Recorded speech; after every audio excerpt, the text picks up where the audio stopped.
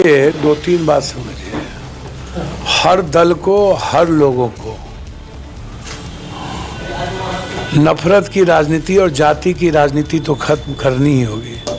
और ये श्रीलंका से सीख लेने की जरूरत है। श्रीलंका जब धर्म की राजनीति हफीम के तरह शुरू किया तो श्रीलंका कंट्री खत्म हो गया।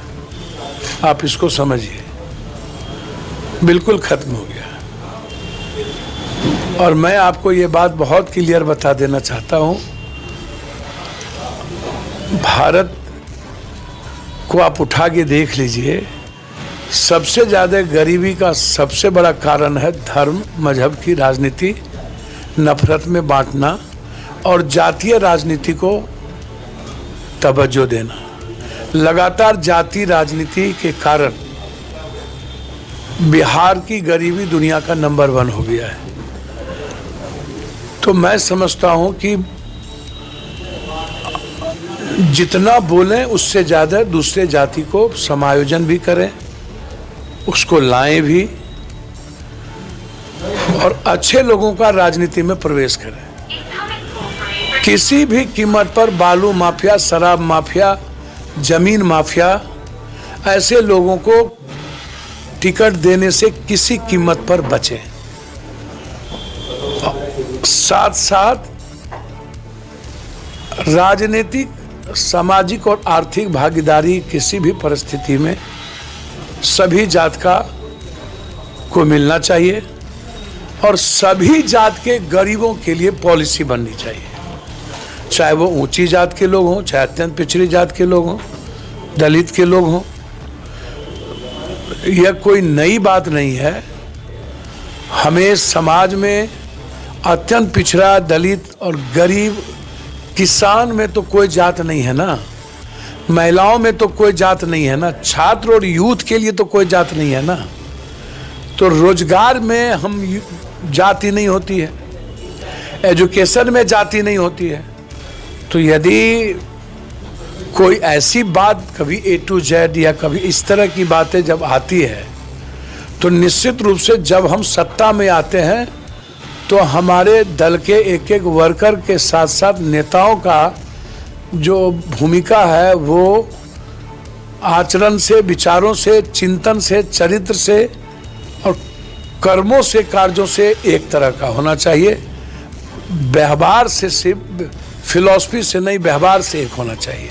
और मैं मानता हूं कि निश्चित रूप से यह पहल आवश्यक भी है और बिहार के हित में भी है। माई का ठप्पा लगा हुआ था। नहीं, मैं नहीं मानता ऐसी चीजें। मैं आपको पहले भी कहा कि किसी भी कीमत पर बिहार में यदि आप सामाजिक न्याय की कर्पूरी ठाकुर जी की राजनीति को देखेंगे तो उसके बाद लालू यादव, रामविलास जी, नीतीश जी, शरद जी या ऐसे सारे लोगों ने मिलकर इस तरह की राजनीति की शुरुआत की। और आज भी जब आप देखेंगे ओबीसी राजनीति को 71 के बाद जातीय जनगणना और स्टालिन और कांग्रेस के राजस्थान सरकार के बाद इस तरह की राजनीति को आप देखेंगे तो बिहार ने हमेशा अत्यंत पिछड़ा दलितों की राजनीति को तवज्जो तो ज़रूर दिया, लेकिन हमारी जो पर कैपिटा इनकम है उसमें सुधार नहीं हो पाई। हम जिस तरीके से दलित, आदिवासी या अत्यंत पिछड़ों को हमें एजुकेशन में लाना चाहिए उस पर हम नहीं कर पाए। उसके रोजगार पर हमने कुछ नहीं कर पाया, चाहे निषाद हो, गंगोत्री हो, शर्मा हो, झोला हो, केवट हो, मला हो, गोढ़ी हो। हमने ऐसी चीज़ों के लिए पॉलिसी हमने नहीं बनाई। हमें रोजगार पर पॉलिसी बनाने की ज़रूरत थी, उसको करना चाहिए था निश्चित रूप से।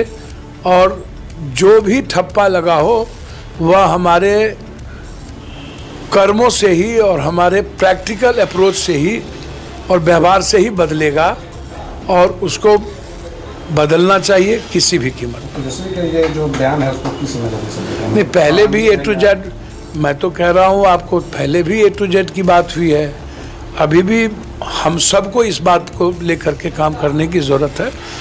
तेजस्वी जी को राजद के वर्कर के भीतर बदलाव लाना पड़ेगा इन बयानों को स्थापित करने के लिए, क्योंकि नेतृत्व से कई करोड़ गुना ज्यादा राजद के वर्कर के कारण सामाजिक आर्थिक आधार जो है जातीय आधार पर वो बंटवारा हुआ है। उसको लाने के लिए निचले तबके के राजद के वर्कर में सुधार की जरूरत है।